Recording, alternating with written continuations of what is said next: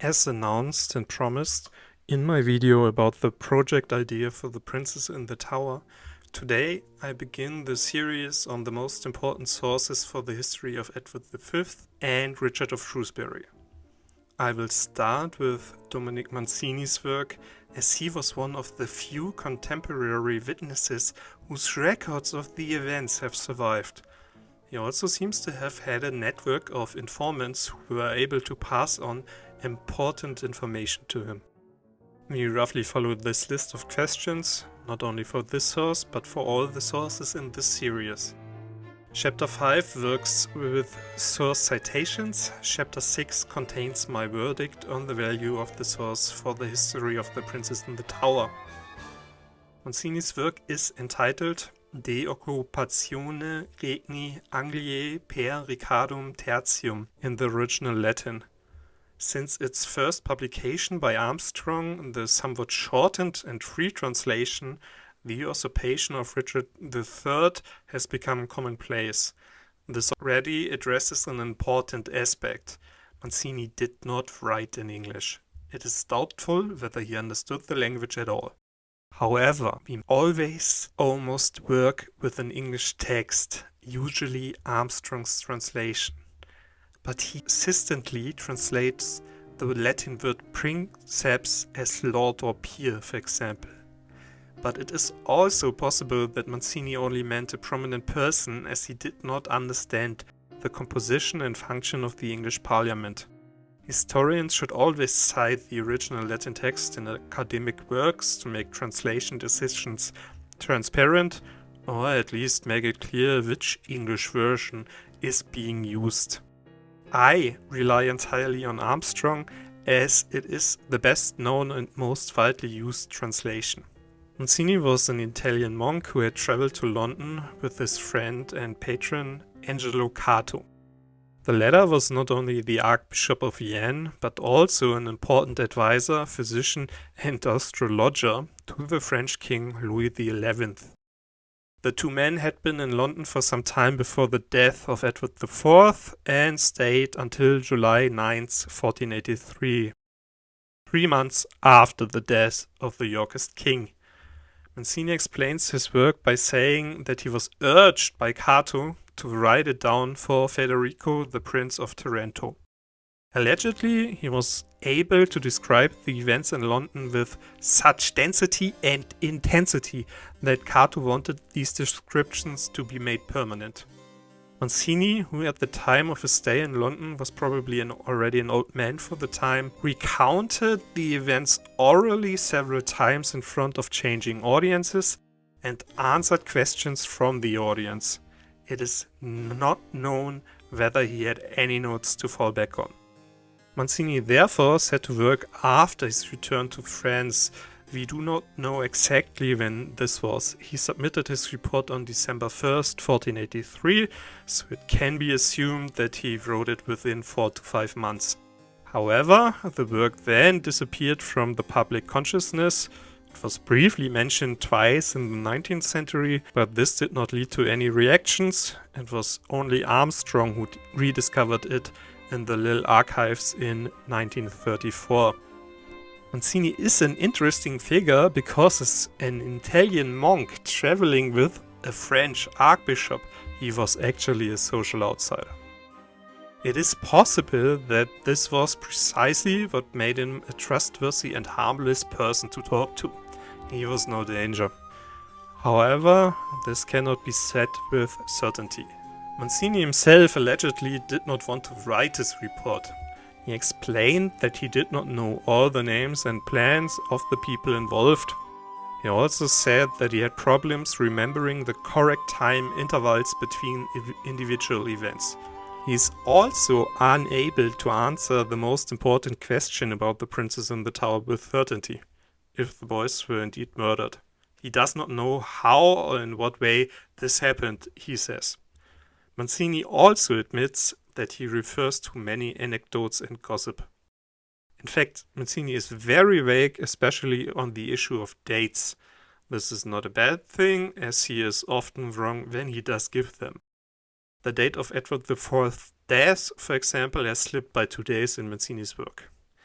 It is therefore important when working with this source that the author himself denies that it is a completely accurate version. Over the course of time, research has been able to identify some of the incorrect information in Mancini's work. For example, he assigns landholdings to the wrong regions. Armstrong already suspected that Mancini was much better acquainted with the court of Edward IV than that of Richard. This has not been contradicted to this day. Exactly what he was doing in London has always been the subject of debate. In Matthew Lewis, for example, we can read the theory that Mancini was in London as a French spy. This would be supported by the fact that he apparently had a network of informants. However, we only know of one member, John Argentine, Edward V's physician. He was an opponent of Richard and would later be much in demand at Henry VII's court. It is possible that he also served as a translator for Mancini, as Argentine spoke Italian. However, it is also possible that the monk communicated in French among the English upper class, or that it was a mixture of both. Mancini's account is noteworthy in research for two reasons. Firstly, there are hardly any voices suggesting that he has deliberately manipulated. The monk is generally trusted to the extent that he actually wanted to write the truth. Secondly, neither side in regards to the question of Richard's guilt really likes Mancini, but no one rejects the work either, at least as a whole. His accounts corroborate many accounts and works by Thomas More, the Croyland Chronicle, or even Polydor Vergil. However, there are also numerous differences. This is what makes the source so remarkable. It cannot be completely assigned to one of the camps, even if Mancini leaves hardly doubt that he is convinced of Richard's guilt. The extent to which Mancini was used by later authors is controversial in historical research. There are loud voices for and against. I must therefore leave this open. Students who are looking for an exciting topic for a term paper on the Princess in the Tower are recommended to consider this question. The first extract is about Richard's character. It shows that the Duke of Gloucester was quite popular and respected. It reads, "The good reputation of his private life and public activities powerfully attracted the esteem of strangers. Such was his renown in warfare that whenever a difficult and dangerous policy had to be undertaken, it would be entrusted to his discretion and his generalship. By these arts Richard acquired the favour of the people and avoided the jealousy of the Queen, from whom he lived far separated." The second excerpt deals with the fact that the council did not want to appoint Richard as protector. Two opinions were propounded. One was that the Duke of Gloucester should rule because Edward, in his will, had so directed, and because by law the government should devolve on him. But this was the losing resolution. The winning was that the government should be carried out by many persons, among whom the Duke, far from being excluded, should be accounted the chief. By this means the Duke would be given due honor and the royal authority greater security. The third passage is basically Richard's response, even if we do not know the exact dates as explained.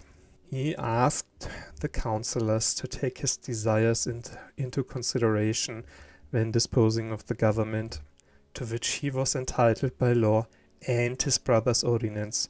Further, he asked them to reach that decision which his services to his brother and to a state alike demanded, and he reminded them that nothing contrary to the law and his brother's desire could be decreed without harm.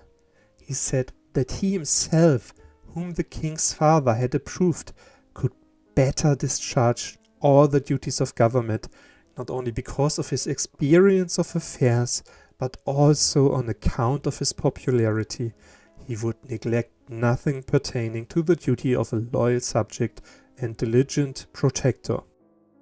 Mancini also admits that there could have been a danger to Richard from the Woodvilles, as this excerpt shows.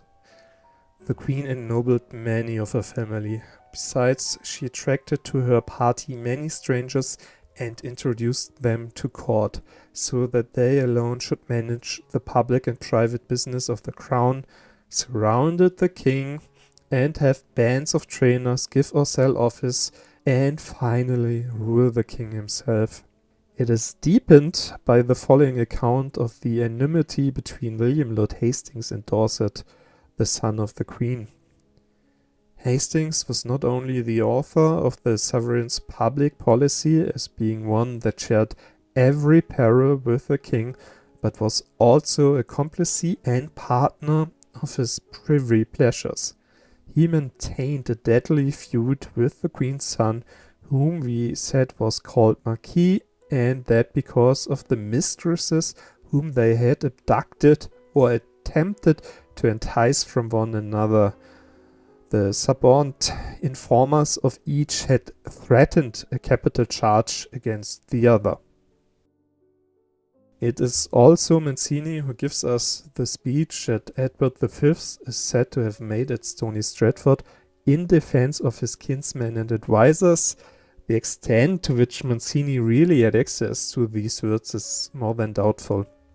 The youth replied to this saying that he merely had those ministers whom his father had given him, and relying on his father's prudence, he believed that good and faithful ones had been given to him. He had seen nothing evil in them, and wished to keep them unless otherwise proved to be evil. As for the government of the kingdom, he had complete confidence in the peers of Rome and the Queen. Mancini leaves no doubt that the lords were afraid of Richard and Henry Lord Buckingham, at least since the execution of Hastings. The lords consulted their own safety, warned by the example of Hastings, and perceiving that the alliance of the two dukes, whose power supported by a multitude of troops, would be difficult and hazardous to resist. The following passage is very famous as it concerns the transfer of the princes to the inner apartments. But after Hastings was removed, all the attendants who had waited on the king were debarred access to him.